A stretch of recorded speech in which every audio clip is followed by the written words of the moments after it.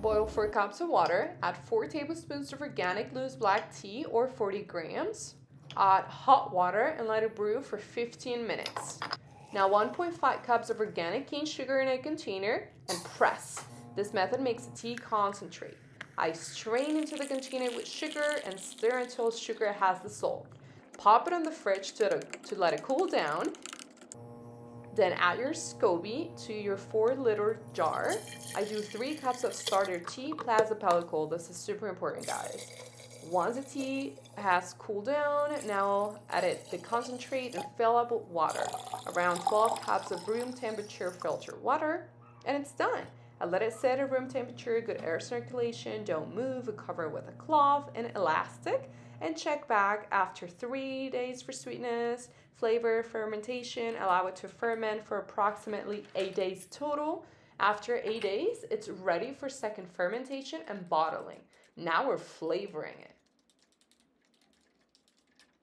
First adding some passion fruit. I added way too much, but you want to do 2/3 of the bottle, 2/3 of the bottle of fruit, puree, chopped fruit, whatever, juice,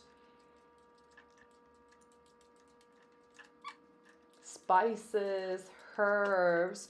Honestly, guys, the possibilities are endless.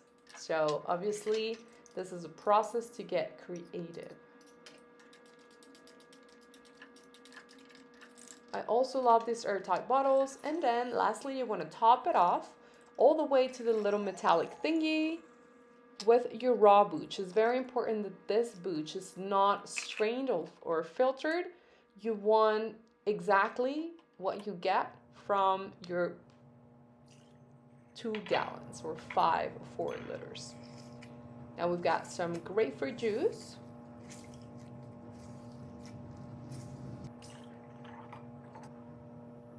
And fresh ginger. Oops. Again, top it off with a raw booch. And that one's done.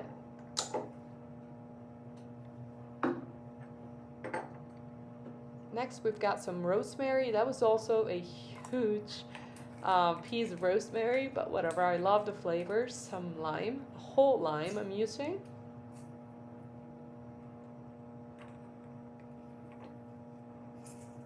Well, only the juice, obviously, right?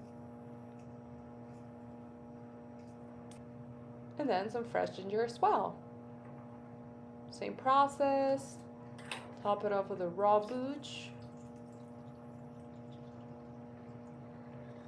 I also added cucumber to this mixture, and I found it delicious. It tastes like a gin tonic. And that one's ready as well.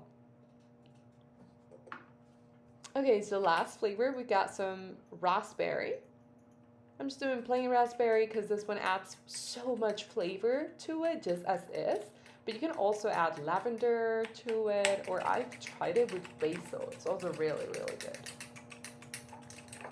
I like to use this pick thingy to kind of like puree it on the spot, but honestly, whatever works for you. If you want to use the blender, just your hand, honestly, it's fine. Just top it off, and that one's ready as well.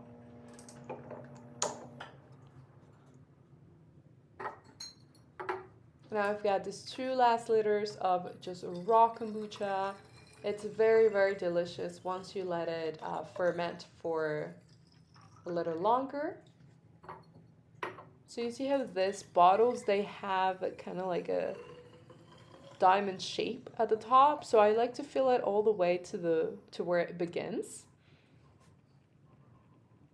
just to make sure they have a little bit of room to breathe but not too much. So it could get dangerous if you leave too much room, because the bottles can explode. So just be careful. Some people like to put them inside a cooler, and I'm drinking some hibiscus ginger wine.